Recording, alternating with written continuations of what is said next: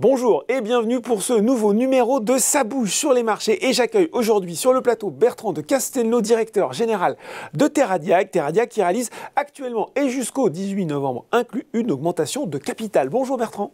Bonjour, merci Alors, de me recevoir. Quelques mots sur Terradiag pour commencer. Société basée à Marne-la-Vallée et spécialisée au départ dans le diagnostic in vitro, introduite fin 2012 et dont le modèle a évolué vers le monitoring des biothérapies, notamment dans le cadre des traitements contre les maladies auto-immunes, présent dans plus de 70 pays. La société compte plus de 60 collaborateurs et elle a réalisé un chiffre d'affaires de un petit peu plus de 10 millions d'euros en 2020. Avant bien sûr Bertrand d'entrer dans le détail de cette augmentation de capital, est-ce que vous pouvez nous rappeler brièvement comment se décompose l'activité de Terradiag aujourd'hui? Terradiag, c'est deux grandes activités. C'est relativement simple. Une activité un peu plus historique, qui est ce qu'on appelle l'IVD ou DIV, diagnostic in vitro diagnostic, et qui, elle aussi se décompose en deux activités. La fabrication de sérums de contrôle de qualité, qui aident les laboratoires à valider la qualité de leurs résultats. Et puis une autre activité qui est assez unique, dans l'univers du diagnostic, c'est le diagnostic des maladies auto-immunes en multiplexage. Donc, à partir d'un échantillon, on peut détecter jusqu'à 14 différentes pathologies. Plutôt que d'avoir 14 différents tests, on a un seul test. Et ça, c'est un vrai savoir-faire de Terradiag. Ce sont nos propres produits développés et produits chez nous. Et puis, il y a cette deuxième activité qui a commencé à émerger il y a une dizaine d'années, qui s'appelle le Theranostic. Theranostic, c'est la concaténation de deux mots, thérapeutique et diagnostic. Et ce Theranostic, en fait, c'est un test de diagnostic, ou c'est plutôt deux tests de diagnostic, qui aident au monitoring des biothérapies. Donc, je pense que je vais faire un mot sur les biothérapies. Oui, c'est utile d'expliquer quand même. Les biothérapies, c'est une nouvelle génération de médicaments, qui est sur base d'anticorps. On va les appeler les anticorps monoclonaux, oui, qui interagissent avec notre système immunitaire. Et non pas une réaction chimique comme les anciens médicaments le faisaient. Et cette réaction avec le système immunitaire mérite qu'on mesure deux choses. On mesure à la fois la biodisponibilité de ce médicament, donc la biodisponibilité de cet anticorps circulant, le médicament. Est-ce qu'il est vite absorbé, lentement, ou pas du tout, de façon à pouvoir ajuster la biothérapie. Et puis, l'autre chose, et c'est critique, c'est la mesure de résistance, ce qu'on appelle dans notre jargon l'immunogénicité. C'est la génération éventuelle par notre système immunitaire d'anticorps contre le médicament. Et ceux-là sont préoccupants parce qu'une fois que le système immunitaire génère des anticorps contre le médicament, dans ce cas-là, cette biothérapie doit être quasiment arrêtée, ou doit être arrêtée. C'est un petit peu comme les antibiotiques. Une fois que notre corps refuse les antibiotiques... ça ne sert à rien de continuer. Ça ne sert à rien de continuer. Donc ces deux mesures, on les fait par anticorps monoclonal. Il y a quelques centaines d'anticorps monoclonaux qui existent aujourd'hui. Et nous, on en a développé 12 fois 2, puisque pour chacun, il faut développer la mesure de l'anticorps et la mesure de l'anticorps de l'anti-anti, pour prendre notre jargon. Et donc, on a développé 24 tests. Donc, comme vous l'avez rappelé, ça fait 10 ans qu'on s'est installé dans le Theranostic. Au début, on était un peu les pionniers du domaine. Aujourd'hui, on est les leaders mondiaux. On est basé à Croissy-Beaubourg. On a tout d'une grande à Croissy-Beaubourg parce qu'on y fait tout. On fait notre R&D, on fait notre production, on fait notre marketing, on fait notre commercialisation dans le monde entier. On fait aussi beaucoup d'assurance qualité et d'affaires réglementaires qui préoccupent beaucoup l'industrie du diagnostic aujourd'hui pour de bonnes raisons. Et voilà tout ce qu'on fait aujourd'hui. Ce qui est intéressant tout de même dans le Theranostic, c'est que nous accompagnons le patient, ou nous tentons d'accompagner le patient tout au long de sa vie. C'est-à-dire que c'est le médecin qui prescrit, pas nous, mais cette aide à la décision du médecin a une possibilité long terme sur le patient. Donc une activité extrêmement résiliente et une activité extrêmement récurrente sur les patients que les médecins mettent sous biothérapie et surtout sous monitoring de biothérapie. Comment vous voyez évoluer ce marché du Theranostic dans les années à venir? Quelles sont ses perspectives? Je pense qu'on est, tant pour Terradiag que pour le marché des biothérapies, on est au début d'une histoire. Il y a 10 ans, sur les 15 plus grands médicaments dans le monde, il y avait 2 biothérapies. Aujourd'hui, sur les 15 plus grands médicaments dans le monde, il y a 10 biothérapies. Donc vous voyez que les biothérapies... L'équilibre de force est en train de se renverser complètement. Absolument. Ouais. Aujourd'hui, sur 4 nouveaux médicaments qui rentrent sur le marché, il y en a 3 qui sont des biothérapies. Donc pour Theradiag, on est dans un univers qui est fatalement au sens positif du terme, ouais. Inexorablement positif pour les patients et pour notre activité chez Theradiag. Alors, il y a aussi un phénomène qu'on voit qui est l'arrivée de biothérapie dans des nouvelles indications thérapeutiques, dans des nouvelles aires thérapeutiques, qu'elles soient... l'oncologie. L'oncologie a longtemps, on continue à utiliser les biothérapies, le système nerveux central. Donc il y a des nouvelles aires thérapeutiques qui vont utiliser ou qui utilisent des biothérapies et sur lesquelles Theradiag va pouvoir aussi tenter de rendre un service. Donc dans ce contexte-là, Theradiag, qui est déjà le leader mondial dans cette activité, devrait jouer un rôle sur l'avenir, d'où un petit peu cette augmentation de capital. Et oui, on va en parler. Avant de rentrer justement dans le détail de cette augmentation de capital, comment vous faites quand vous avez une approche innovante comme la vôtre pour convaincre les différents partenaires? Quelle stratégie vous déployez pour leur expliquer la pertinence de cette technologie?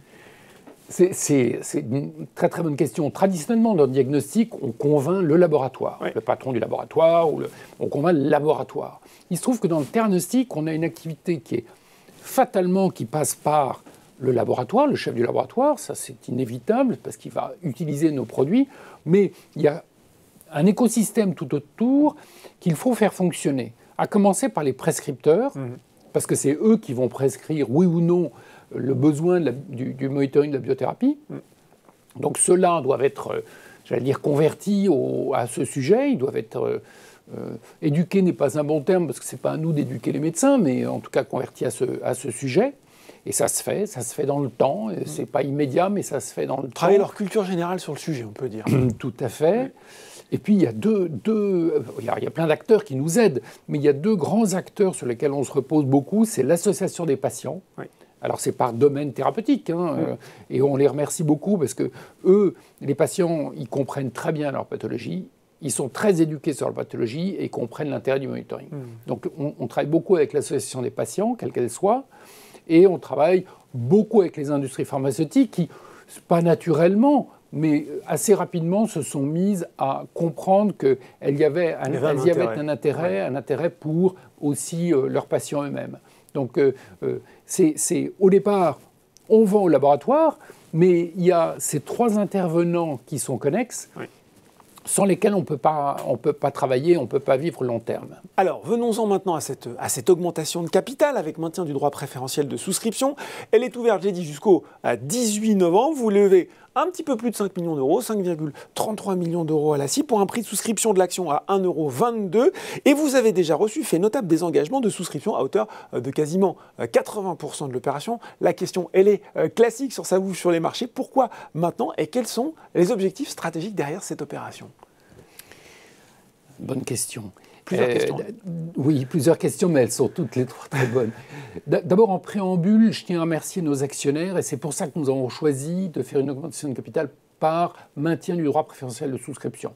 C'était pour privilégier les actionnaires qui nous suivent et qui suivent Theradiag de façon à éviter de les bypasser. Et passez-moi l'anglicisme. Pourquoi maintenant et pourquoi cette augmentation de capital ? Alors pourquoi maintenant? C'est que depuis 3 ans que le nouveau comité de direction est à la tête de Theradiag, on a eu un effort marqué pour rendre Theradiag financièrement autonome. Nous y sommes parvenus au premier semestre 2021 et nous avons considéré que dans la mesure où notre activité est très récurrente, donc résiliente, donc le business model... mot très vilain. Le modèle d'affaires, est aujourd'hui en place, fonctionnant, et nous garantissant que cette autonomie financière est non pas garantie, mais en tout cas elle est engagée. Nos efforts marqués depuis 3 ans sans avoir coupé massivement les coûts nous a permis d'atteindre cet équilibre.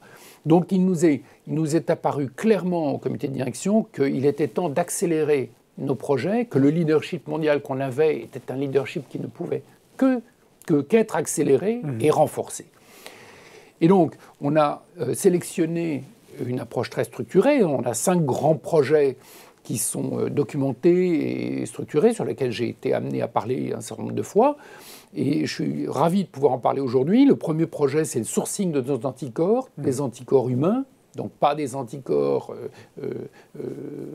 chimérisés ni humanisés, mais des anticorps humains, donc des anticorps de qualité et économique. C'est un enjeu moyen terme pour Theradiag, mais il faut s'y lancer maintenant. Le deuxième grand projet, c'est l'internationalisation de Theradiag, en commençant par les États-Unis, le plus grand marché. Nous y avons déjà pris pied il y a 2 ans.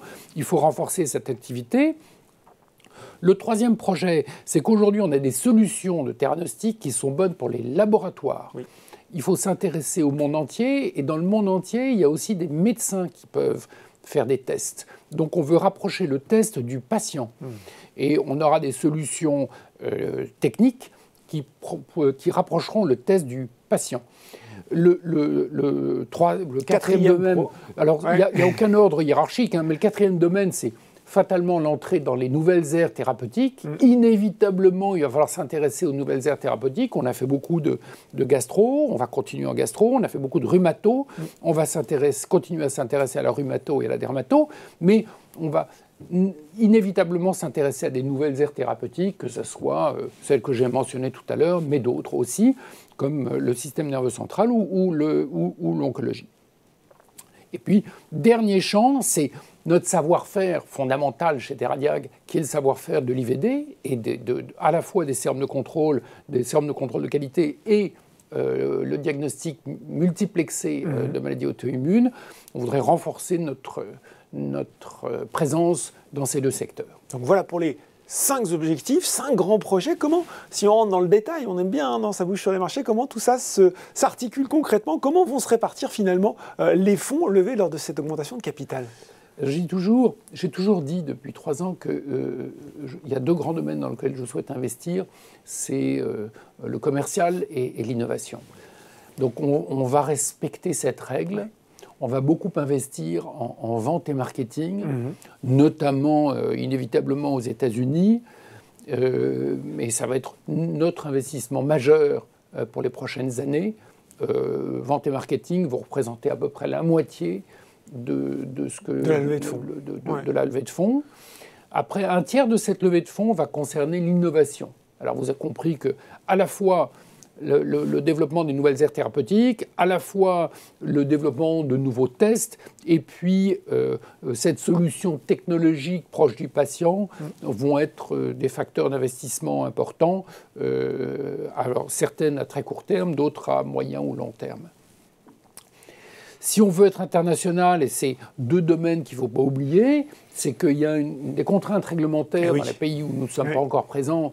Donc pour le moment, on a trouvé des solutions, mais il va falloir investir dans le réglementaire, dans les affaires réglementaires, l'enregistrement de produits dans un certain nombre de pays. Vous avez bien compris qu'aux États-Unis, il faudra y passer. Et je le dis avec beaucoup de joie.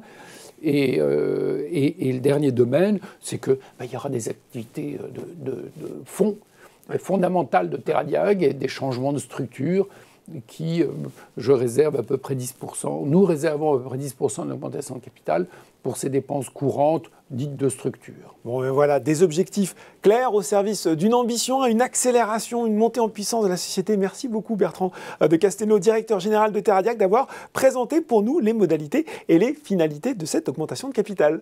Merci beaucoup, merci à vous.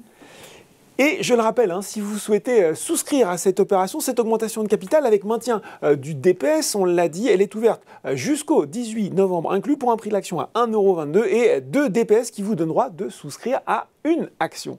Voilà, une action nouvelle. Ça bouge sur les marchés, c'est fini pour aujourd'hui. À très bientôt pour un nouveau numéro.